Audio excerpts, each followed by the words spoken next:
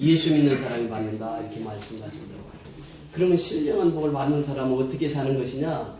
하나님의 은혜로 산다. 이것이 3장 전체의 내용입니다. 오늘은 이제 3장을 말씀을 나누기 전에 지난 시간에 우리가 에베소 2장 19절 이하 말씀을 보았습니다. 19절에 보면 이렇게 말씀하십니다.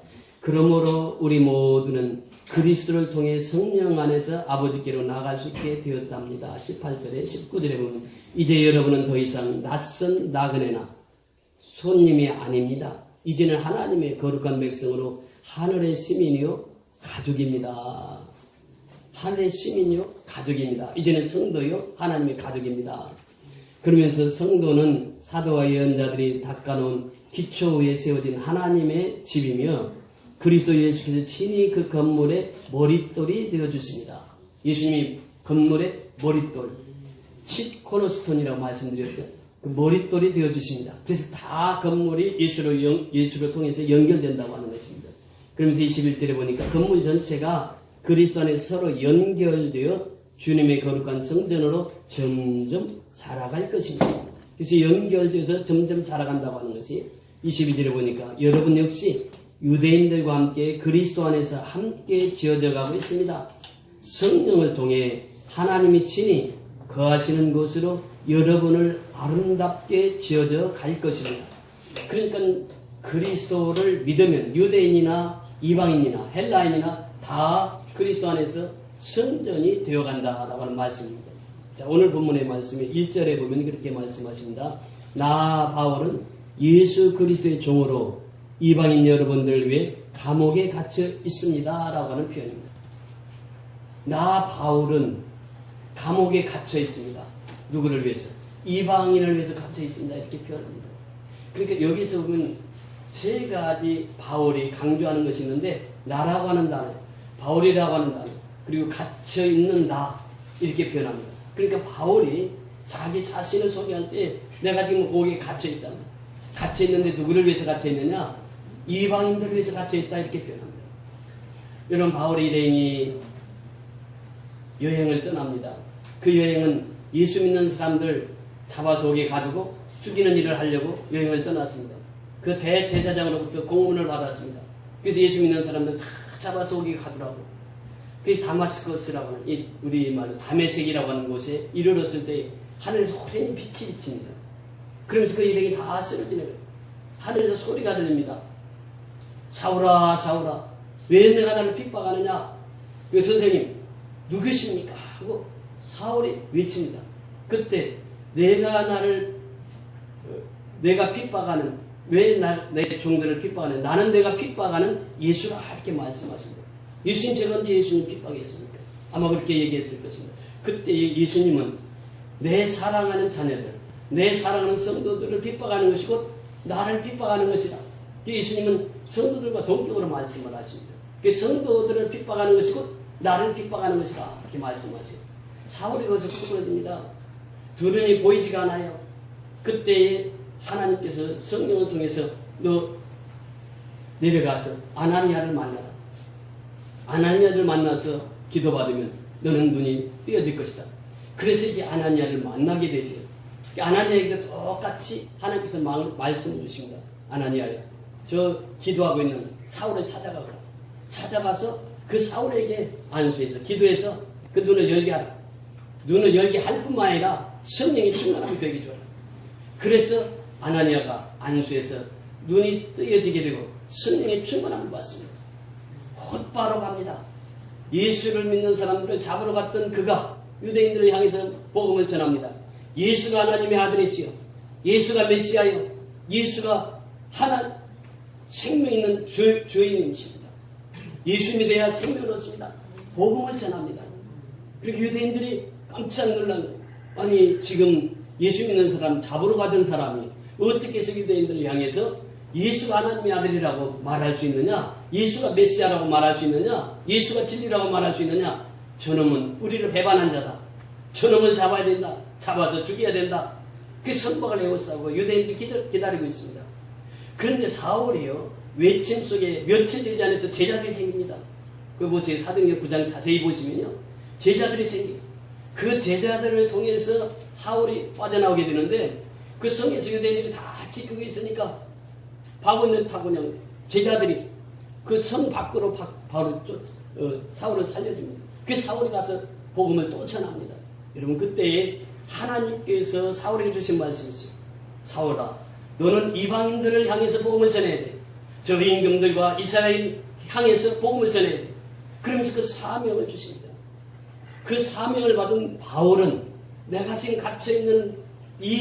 갇혀있는 몸이 이방인, 너희를 위해서 내가 갇혀있다. 이렇게 표현합니다.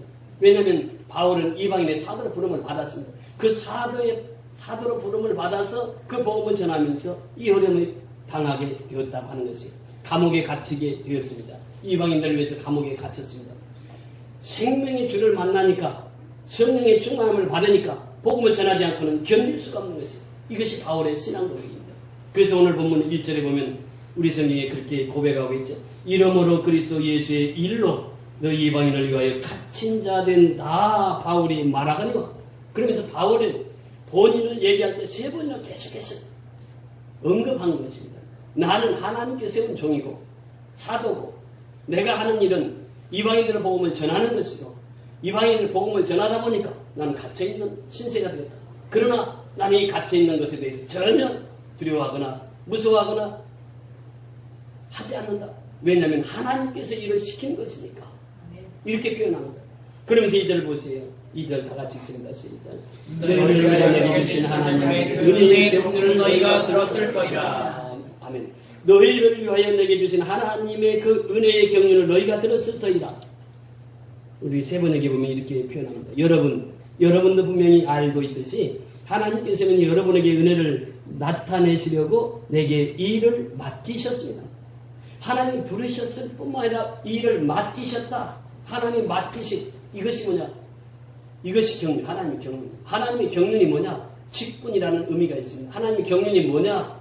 하나님의 경륜이라고 하는 말 속에는 이런 의미가 있습니다. 원문에 보면 오이코노미아라고 하는 말인데 이 말의 뜻은 이코노미라고 하는 말과 동의합니다. 이코노미라고 하는 것은 우리가 잘 알듯이 경제, 경영입니다. 경영. 그러니까 하나님의 은혜의 경영을 맡은 사람이 누구냐? 바울이다. 하나님의 은혜의 경영을 맡아서 하나님의 은혜의 경영을 이루는 분이 바울이다. 바울이 하나님의 은혜의 경영을 하고 있는 하나님께서 이 지구촌을 그 은혜로 인도하신 그 하나님을 만난 사람이 누구냐? 바울이다. 바울이 이제 그 일을 감당하는 거겠죠. 그래서 우리가 하나님의 은혜의 경륜이라고 하는 것은 하나님께서 이 지구촌 전체를 운행하시고 역사하시고 인도하신다고 하는 말씀입니다. 이게 하나님의 경영입니다. 하나님의 경륜입니다. 그래서 하나님의 경륜을 깨달은 바울이 이 모든 일은 이 역사의 주인공은 예수다. 그 예수가 이 세상을 움직이고 있고 이 세상을 이끌어 가시고 계시고 이 세상을 인도하시는 분이 예수다. 이것을 지금 바울이 깨달은 것입니다. 은혜의 경륜을 깨달은 것이에요. 우리도 역시 마찬가지입니다. 우리가 하나님 앞에 부름을 받았습니다. 여러분 각자가 하나님 앞에 부름을 받은 것은 다 각기 따로따로 하나님의 부름을 받았어요. 다 같지가 않습니다. 여러분이 다 불러서 똑같은 사명을 주셨어요. 그 사명이 무엇입니까? 바울처럼 복음을 전하라는 사명이에요. 이것이 바로 우리에게 주어진 사명입니다. 그래서 하나님 우리를 먼저 콜링하시고 부르시고 우리에게 미션을 주셨습니다. 미션은 뭐냐? 복음을 전하는 일이에요. 전도하는 일이에요. 선교하는 일입니다. 이 일을 위해서 하나님 우리를 불러주셨다. 그리고 이 하나님의 경륜 속에서 우리가 그 하나님의 은혜로 이제 복음을 전하며 살아야 된다고 하는 것을 말씀해 주시겠습니다. 여러분 보세요. 은혜라고 하는 것은 과거의 일을 기억하는 것이 은혜입니다. 지금까지 지내온 것 주의 크신 은혜라. 지금까지 지내왔어요. 지금까지 우리가 살아왔어요. 그런데 누구의 은혜로? 주님의 은혜로 살아왔어요. 지금까지 지내온 것 주의 크신 은혜다. 아, 하나님의 은혜로 이 쓸데없는 자, 나는 별로 쓸데없는 자인데 하나님의 은혜로 나를 구원시켜 주셨어요. 그래서 그 하나님의 은혜로 사는 것입니다. 그게 과거에서부터 지금까지 이 일들을 보면서 사도 바울이 그런 고백을 합니다. 사도행전 고린도전서 15장에 보면 부활장이라고 우리가 알고 있는데 그 부활장에 가면 바울이 무슨 고백을 하느냐? 고린도전서 15장 10절에 내려가서 보면 이렇게 고백합니다. 나의 나된 것은 하나님의 은혜로다 이렇게 표현합니다. 이 나라고 하는 단어가 두 번이나 들어갑니다. 나의 나된 것은 첫 번째 나는 누구일까요? 사울입니다. 사울. 그 두 번째 나는 누구일까요? 바울입니다. 사울이 지금 다메스커스 석상에서 예수를 만나고 바울이라고 하는 이름으로 바뀌었는데 나의 나 된 것은 사울이 바울 된 것은 누구의 은혜예요? 하나님의 은혜라. 하나님의 은혜. 나의 나 된 것은 누구의 은혜예요? 하나님의 은혜라 말이죠. 그러니까 내가 오늘 이 자리에서 말씀을 듣고 있는 내가 나 된 것은 누구의 은혜예요? 하나님의 은혜라 말이에요. 하나님의 경외감입니다. 하나님의 경륜 속에서 이 일이 있게 되었다 그 말입니다. 그래서 바울이 그런 고백을 하고 살아가는 것이죠. 지금까지 내가 살아오면서 내가 어떤 사람인지 바울은 너무 잘 알았어요. 나는 핍박자요, 호행자요, 악행자요, 악을 행하던 자요. 그런데 예수를 만나고 나니까 그 사람이 변해서 바울이 되었단 말이죠. 이것을 고백하고 있는 것입니다. 그래서 나의 나 된 것은 누구의 은혜요? 하나님의 은혜다. 이것을 깨닫는 것입니다. 여러분 은혜 받으면 어떻게 되느냐면 성경을 읽을 때 창세기부터 계시록까지 누가 등장됩니까? 예수가 등장해요. 이게 예수 은혜 받은 사람이에요. 은혜 받은 사람 창세기부터 계시록까지 쫙 예수만 보이는 예수가. 오스카 콜만이라고 하는 그 신학자가 있습니다. 이 신학자가 연구를 했어요. 성경을 연구하고 또 연구를 했어요. 그랬더니 보니까 이 성경 전체는 구속사로 되어 있습니다. 그래서 구속사를 발표합니다. 오스카 콜만 그 신학자가 발표하는 것처럼 창세기부터 계시록까지는 전부 구속사로 연결되어 있습니다. 예수로 연결되어 있다는 것이에요. 그러니까 그 예수의 복음을 받아들이는 사람들은 그 은혜로 사는 사람들이고 그들이 신령한 복을 받은 사람들이고 그들이 신령한 복을 받아서 나누는 사람들이 바로 하나님의 경륜에 참여한 자들입니다. 우리는 하나님의 경륜에 참여한 자들이에요. 하나님의 은혜에 참여한 자들이에요. 그래서 우리는 하나님의 은혜 속에 살아갑니다. 지나온 과거를 놓고 보세요. 나는 어떤 사람이었는가? 그런데 하나님을 믿고 나서 나는 어떻게 변했는가? 이것을 바울이 분명하게 말씀하세요. 우리 인생에는 다 AB와 BC가 있다고 하는 것이죠. BC라고 하는 것이 무엇입니까? Before Christ. 예수 만나기 전에 나의 삶이 있었고, AB라고 하는 것은 아노 도민이라고 하는 말인데, After Christ. 예수 믿은 후에 나의 삶이 어떻게 변화되었는가를 성경이 우리에게 분명히 말씀해주고 있습니다. 그래서 내가 예수 믿는 것이 그렇게 복이에요. 예수 믿는 것은 하나님의 뜻을 이루며 살아가는 것입니다. 하나님의 뜻이 뭐라고 그랬습니까? 항상 기뻐하라. 기뻐하라. 기뻐하는 것이 하나님의 뜻이다. 예. 이것이 복음은 기쁨입니다. 그래서 내가 말씀드리면 기쁨이 있어요. 내 마음에 기쁨이 있습니다. 이것이 복음이에요. 내가 다시 말하노니 기뻐하라. 다시 말하노니 항상 기뻐하는 것. 그리고 다시 말하노니 기뻐하라. 이것이 복음이다. 복음을 받은 사람은 항상 그 마음이 즐겁고 기쁘게 살아갑니다. 두 번째는 쉬지 말고 기도하라 이렇게 말씀하십니다. 하나님의 뜻을 이루려면 기도해야 됩니다. 우리가 찬송가 505장 불렀잖아요. 온 세상 위하여 전하세요. 뭐하고? 기도하고 전하세요. 기도하고 전하세요. 복음은 그렇습니다. 기도하고 전하는 것이 복음입니다. 사도행전 보세요. 사도행전을 액치라 이렇게 표현하는데 그 사도행전에 보면 첫째 A는 어드레이션이에요. 하나님을 경배하다 그런 뜻입니다. 그 다음에 C는 confess, 고백하는 것이 하나님 죄를. 내가 지은 죄를 하나님 앞에 고백하는 이게 기도란 말이에요. T는 thanks, 하나님 앞에 감사하는 것이요. S는 supplication, 간구입니다. 이것이 기도예요. 사도행전 전체가 기도행전입니다. 기도하고 전하고 기도하고 전도하고 기도하고 선교했다. 이것이 사도행전이다. 기도는 무엇입니까? 우리가 기도했어요. 우리 이종락 형제를 위해서 기도했습니다. 하나님, 우리 종락이 형제 새벽 예배 나온다고 그랬는데 새벽 예배 나오게 해주세요. 지난주 월요일부터 새벽 예배 한 번도 안 빠지고 나왔어요. 새벽 예배 나오신 분 다 알아. 기도했으니까 알아. 그러세요. 기도한 사람 알아. 이번에 또 사업가들 두 분이 이번 주에 전화가 왔어요. 목사님 10시에 지금 지도 점검이 있습니다. 기도해 주세요. 그 시간 딱 10시야. 근데 내가 여기 딱 무릎 꿇고 또 기도했지. 또 우리 장로님도 기도하지. 우리가 미얀마 가기 전에 납품을 해야 되는데 그 기간이 맞출 수가 없다는 거예요. 그 이제 문제가 아주 크게 장로님 성격이 얼마나 꼼꼼하지. 그 자기가 약속한 반드시 지키는 사람입니다. 근데 그 지킬 수가 없는 거예요. 예. 그런데 그날 기도하고 났는데 바로 전화가 온 거예요. 그날 전화가 온 거예요. 그날 뭐라고 전화가 온 줄 아세요? 그 납품하는 업체에서 일주일을 연기해달라고 온 거예요. 그것이 기도응답이에요. 기도하면 기도응답이 큰 게 아니고 우리 생활 속에서 이루어지는 게 기도응답이에요. 그러니까 그 헌금하신 분들 보세요. 전우주 성도 매 순간순간마다 그 기도부터 그래요. 시간으로 기도부터 합니다. 기도해서 하나님 이루어주시는 이것이 쉬지 말고 기도하라고 하는 것이 왜? 기도하는 사람은 돼서 하나님은 역사하십니까? 성령은 역사하십니까? 그러면서 또 범사에 감사하라 이렇게 말합니다. 지금 이영복 집사님 오늘 못 나오셨어요. 다 이유가 있습니다.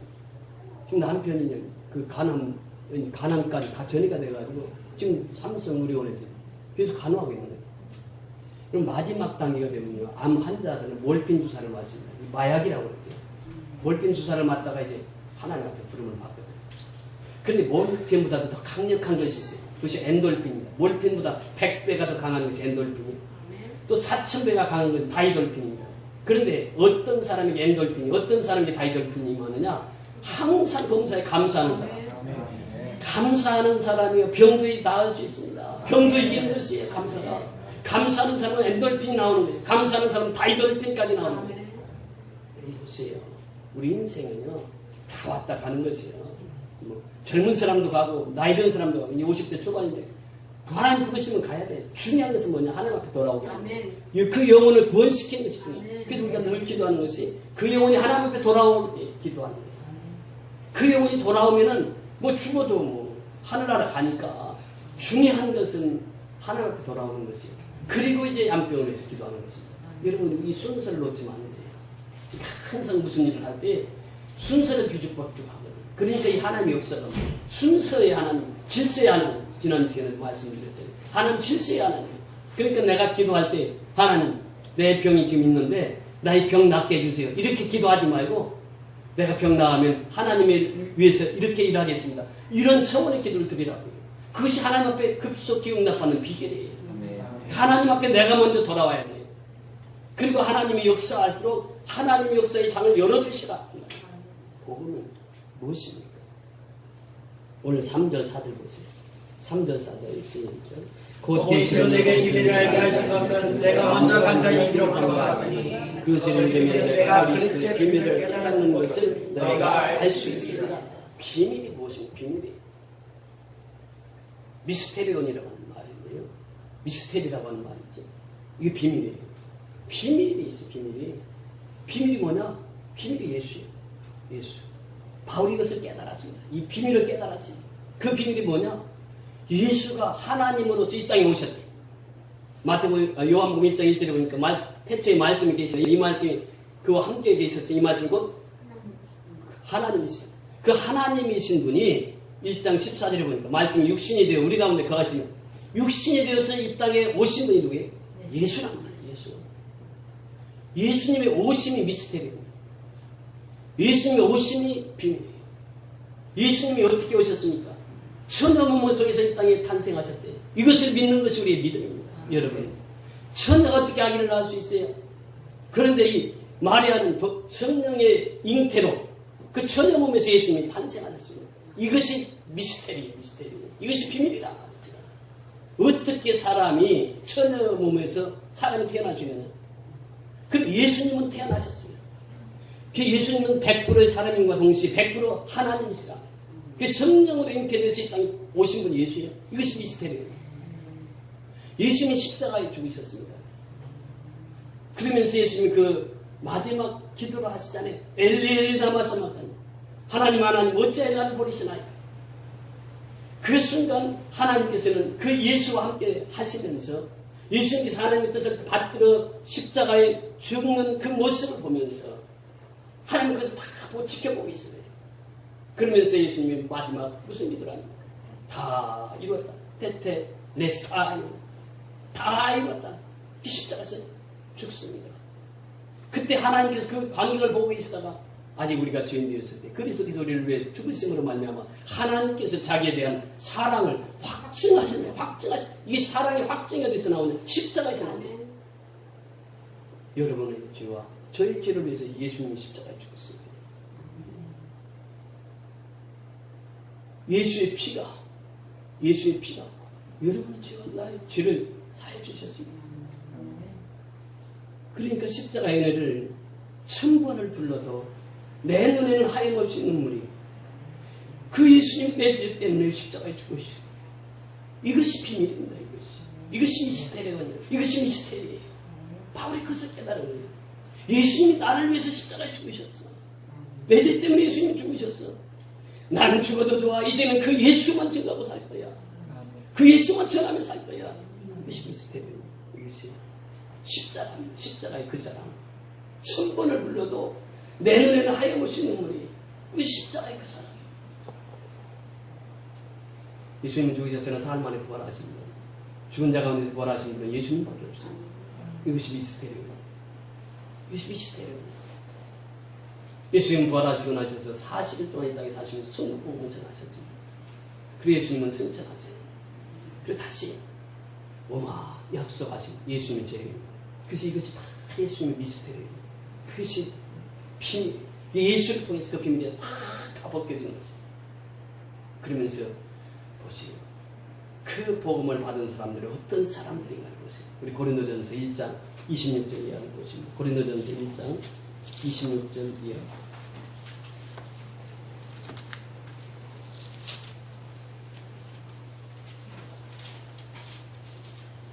고린도전서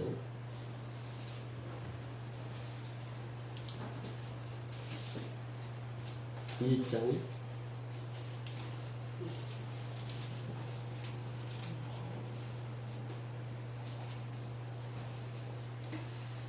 26절 다 찾으셨으면 아멘. 26절부터 마지막 절까지 우리 같이 천천히 읽어보십니다. 고린도전서 1장 26절부터 마지막 절까지 시작. 형제들아 내가 그것을 보라. 육체를 따라 지혜로운 자가 많지 아니하며 능한 자가 많지 아니하며 문벌주의자가 많지 아니하며 그러나 하나님께서 세상에 이런 것들을 택하사 지혜 있는 자들을 부끄럽게 하시고 세상에 약한 것들을 택하사 강한 것들을 부끄럽게 하셨으며 하나님께서 세상에 천한 것들과 멸시받는 것들과 없는 것들을 택하사 있는 것들을 택하게 하셨으니 이는 아무 육체도 하나님께서 사랑하지 못하게 하려 하십니다. 너희는 하나님으로부터 나서 그리스도 예수를 믿고 예수는 하나님으로부터 나와서 우리에게 지혜와 의로움과 거룩함과 구원함이 되셨으니 기록된 바 자랑하는 자는 주 안에서 자랑하라. 이것이 바울이 받은 복음입니다. 복음을 받은 사람은 어때요? 육체에 따라 지혜로운 자가 많지 아니하며 능한 자가 많지 아니하며 문벌 좋은 자가 많지 아니하며 그러나 하나님께서 세상에 미련한 것들을 택하사 어떻게 지혜 있는 자들을 부끄럽게 하시고 세상에 약한 것들을 택하사 강한 자들을 부끄럽게 하시고 하나님께서 세상에 천한 것들과 멸시받는 것들과 없는 것들을 택하사 있는 것들을 패하게 하시나니 이것이 하나님의 역사입니다. 하나님의 반전입니다. 패러독스예요. 역설입니다. 하나님께서 그렇게 쓰시는 거예요. 복음 있는 사람들을 약한 자 같으나 강하게 들었었으니 바울이 베드로가 배운 거 많지 않아요. 그런데 예루살렘이 한복판에서 목회하게 하시잖아요. 약한 자 같으나 강하게 들었었으니 바울은 너무 많이 배웠으니까 이거 예루살렘에서 목회하게 시키면은 제 자랑할 것 같으니까 자 이방인들에게 가서 복음을 전하게 해요. 그러니까 예수밖에 전할 수 없는 거죠. 하나님 뜻은 하나님의 성령이에요. 그러면서 내가 자랑할 수 있는 것은 누구예요? 예수밖에 없는 거예요. 예수밖에. 그러니까 마지막 절 결론이 무엇입니까? 자랑하는 자는 주 안에서 자랑하라. 예수 자랑밖에 할 수 없어요. 예수 믿으면 예수 자랑밖에 할 수 없습니다. 자, 2장 1절부터 5절까지. 2장 1절부터 5절까지 시작. 형제들아 내가 너희에게 나아가 하나님의 증거를 전할 때에 말과 지혜의 아름다운 것으로 아니하였나니 내가 너희 중에서 예수 그리스도와 그의 십자가에 못 박히신 것 외에는 아무것도 알지 아니하기로 작정하였습니다. 내가 너희 가운데 거할 때에 약하고 두려워하고 심히 떨었노라. 내 말과 내 전도함이 설득력 있는 지혜의 말로 하지 아니하고 다만 성령이 나타나심과 능력으로 하여 너희 믿음이 사람의 지혜에 있지 아니하고 다만 하나님의 능력에 있게 하려 하였노라. 계속해서 말씀하세요. 그래서 바울이 가장 중요하게 여기는 것이면 한 성령의 나타남, 성령의 나타남. 오늘 예배도 그래요. 성령의 충만한 예배가 되어 하나님 그 예배를 받으십니다. 흡양하신 예배는 성령의 예배예요. 성령의 나타남. 내가 복음을 전하는데 성령이 나타나지 않으면 그저 내 말이 되는 것이고 설교가 되는 것이 아니에요. 내 자랑이 되는 것이 예수 자랑이 아니에요. 성령이 나타나야 내 자랑을 하지 않고 예수 자랑하는 거예요. 성령이 나타나야 그 자리에 하나님 함께 하시는 거예요. 그 예배를 하나님과 흡양하시는 거예요. 그래서 바울이 두려워도 떨었던 것은 내 설교 속에 성령의 역사가 없었다고 하면 내가 하는 것은 다 헛것이다. 성령이 나타나서 그 말씀이 성도들 가슴 속에 그대로 심기워질 때 하나님의 위한 역사를 경험하게 된다고 하는 사실입니다. 오늘도 마찬가지입니다. 성령의 역사 없이는 아무 일을 할 수 없습니다. 예수님도 이 땅에 태어날 때 성령으로 태어나셨고 예수님도 하나님의 일을 감당할 때 성령과 능력으로 기름 붓듯 부으셨으며 선한 일을 하고 마귀에 들린 자를 다 처방시켜 고치시고 치유하시고 그리고 더 나아가서 하나님이 함께 하시는 모든 삶에게 보였다라고 하는 것이 오늘 우리의 사역이 그래야 될 줄 믿습니다. 성령의 능력이 힘입어야 됩니다. 그래야 합력해서 선을 이루어 나갈 수 있습니다. 지난 시간에 우리가 말씀을 예배 인도하고 전석교회를 갔습니다. 딱 가는데 여기서부터 시험이에요. 여기 교회에서부터 나가자마자 시험이더라고요. 자동차로 올라가서 운전하려고 하니까 앞바퀴가 빵긋 나는 거예요. 시간은 다가오지. 예배 시간 다가오는데 차가 빵꾸가 났더니 이거 어떻게 해? 택시 불러가 택시 타고 왔어. 10분 전에 다 도착을 했어요. 오후 예배에 한 30명 어르신들이 주로 많이 나요. 할머니들. 거기서 이제 말씀을 인도했습니다. 장로님 그 동영상 잘 해주셨잖아요. 사실은 그 동영상 덕을 많이 보았습니다. 동영상을 보면서 현장의 소식을 그대로 전해요. 아멘이 한 수백 번의 아멘이 나왔어요. 그러다가 목사님 갑자기 우리 헌금을 합시다 하더라고요. 헌금을 하셨어요. 헌금을 하셨는데 끝나고 이제 갑자기 헌금을 하니까 헌금을 안 가지고 오신 분들이 또 저기 뒤에 가서 봉투 넣어가지고 또 와서 갖다 내시고 그래. 그리고 이제 다 받아보니까 280만 8천 원. 제가 목회 40년 목회하면서 한 40분 설교하고 280만 8천 원 받아보는데 처음이에요. 이러면 여러분의 기도와 수고와 땀과 눈물이 이제 하나님의 결정체로 맺어져 있는 것입니다. 그러니까 우리가 성경은 걱정하는 하나님 다 채워주시잖아요. 내가 걱정한다고 되는 일이 뭐가 있어요? 그렇잖아요. 전혀 부담감 가질 거 없어요. 하나님 하시면 하나님 막으시면 못하는 거지. 어제 고구마 심으러 갔어요. 고구마 물 주러. 물 주러 갔는데 그 귀한 분을 만났어요. 물 주고 이제 저녁 식사 같이 하는데 명함을 냈어요. 닥터 박사님이. 근데 이분이 미드웨스트 유니버시티 한국 학장님이시죠.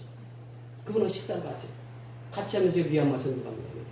미얀마도 미드웨스트 유니버시티가 있는데 거기에 고문이 제가 잘 아는 분입니다. 그분 연락처를 드릴 테니까 제가 보냈다고 얘기하시면 그분이 잘해줄 것입니다. 그분은 미얀마 정부 고위 관리들을 다 알고 계시니까 가서 무슨 어려움이 있으면 그분에게 부탁만 하시고 그건 이제 이번 주 중에 연락이 올 거예요. 연락처 받아가지고 가면 이제 다른 목사님 가서 그 목사님 대면시켜서 하면은 교회 짓다가 어려움 당하면 그 목사님 찾아옵니다. 하나님이 하시는 일 정확하십니다. 우리가 그 교회 세우는 거 보세요. 이제 지금 이번 주부터 땅 팔 거예요. 지난주에 그 성경을 보내고 얼마나 마음이 기쁜지 땅 팔아고 다 돈 보냈거든. 지난주. 하나님이 하시는 일, 하나님이 하시는 거예요. 우리는 순종만 하면 돼요. 따라가기만 하면 돼요. 내가 앞서가니까 하나님, 그래 누가 해봐라 그러지. 하나님이 앞서가시고 우리가 뒤따라가면 하나님 그 일을 다 행하십니다. 이 성령의 역사예요. 여러분, 우리가 신앙생활하면서 가장 중요한 것이 무엇인지 아십니까? 하나님 뜻을 이루려면 첫 번째로 성령을 소멸치 말라고 말씀합니다. 제가 카톡에도 몇 번 보냈는데 성령이 소멸되면 그때부터는 영이 죽습니다. 육의 사람으로 변화되는 거예요. 세상으로 다시 나가는 거예요. 여러분 십자가 보세요. 이 십자가가 있는데 여러분 십자가 있는데 십자가를 이렇게 등지면 어떻게 됩니까? 십자가가 안 보이는 거예요. 세상만 보이는 거예요. 그런데 세상을 보지 등지고 십자가를 바라보면 뭐만 보여요? 십자가만 보여요. 이것이 신앙이란 말이에요. 신앙. 왜 내가 힘들고 어렵고 그렇게 힘들게 어려운 생활을 합니까? 십자가를 안 바라보는 거예요. 십자가는 등을 지고 있는 거예요. 등을 지고 있으니까 내 등 위에 십자가가 있는 거예요. 우리는 십자가 앞으로 나가야 되는 것은 십자가를 등을 지고 간단 말이죠. 그러니까 이게 역사가 없는 것이에요. 십자가를 바라보고 하는 거예요. 예수님만 바라보는 거예요. 우리의 자랑은 예수 자랑밖에 없어요. 십자가 자랑밖에 없습니다. 성령의 능력이 힘입어야 십자가가 자랑이 되는 거예요. 내가 죽고 예수로 사는 거예요. 그래서 오늘 이 말씀을 통해서 우리에게 주시고자 하는 메시지가 무엇입니까? 하나님께서 일꾼을 세우시는 것은 일꾼으로 하여금 일을 하게 하고 있어요. 일은 무슨 일이냐? 하나님의 일이에요. 하나님의 일을 시킬 때는 하나님의 뜻을 이루라고 하는 것이에요. 복음을 받으면 내가 항상 기뻐 쉬지 않고 기도하고 범사에 감사하는 생활하는데 이 생활을 하려면 성령을 소멸치 말라고 내 속에 있는 성령이 떠나면 그때부터 죽은 목숨이 다윗에게서 평생 동안 하나님 내게서 성신이 떠나지 않게 하소서. 평생 기도제. 바울이 평생 기도제는 게 무엇입니까? 내가 성령 충만해야 하나님이 할 수 있어요. 성령 충만해야 죽음이 두렵지 않습니다. 인생은 그렇습니다.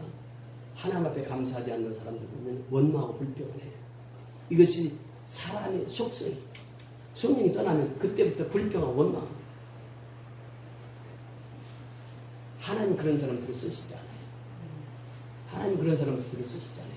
성령이 충만하면 항상 감사가 넘치고 기쁨이 넘치고 항상 기도하고 우리가 성교를 앞두고 있잖아요. 정말 우리가 기도해야 되거든요. 교회가 세워지는 그냥 세워지는 게 아니에요. 기도로서 세워지는 거예요. 눈물로서 세워지는 거예요. 예루살렘 교회 세워질 때 보세요. 얼마나 그들이 모여서 10일 동안 주야로 기도하시다. 그러니까 교회가 세워지잖아요. 오늘도 역시 마찬가지입니다. 우리가 선교를 앞두고 정말 기도해야 돼요. 그러면서 이웃을 사랑해요. 오늘 행사가 있습니다. 오후 3시에 사랑의 쌀 나눔 행사가 있는데 우리 교회 나오신 지 얼마 되지 않는데 주진성 성도님 다 주관을 하셨어요. 그래서 오늘 14명 명단이 있습니다. 그래서 우리가 3시에 그 사단지 앞에 가서 쌀을 나눌 거예요. 14분을 모시고 쌀을 나눌 겁니다. 지역사회를 섬기는 것이 하나님의 뜻이거든요. 그렇게 해서 예수를 증거합니다. 처음에 교회 오라고 하면 부담을 느끼니까 우리가 가지고 가는 거예요. 현장으로 가서 거기서 나눠주면서 이 쌀은 사랑의 쌀이에요. 우리가 그 쌀을 만들기 위해서 지난 12월 달에 그 눈몰아치는 데서 종소리 올리면서 모금을 했잖아요. 우리의 피와 땀과 눈물이 젖어 있는 쌀이란 말이에요. 그 쌀을 나눔으로써 그 쌀을 받는 분들이 그 쌀을 먹으면서 예수 생각하고 예수 앞에 돌아오게 이것이 놀라운 하나님의 역사 아니겠습니까? 그래서 하나님께서 이러한 행사를 주관하게 하시고 정말 하나님 감사해야지. 그래서 오늘 본문의 말씀이 미스테리오예요. 미스테리라고 하는 것은 예수님 탄생 미스테리고 십자가의 조심 미스테리예요. 부활하신 승천하신 재림하신 다 이 미스테리예요.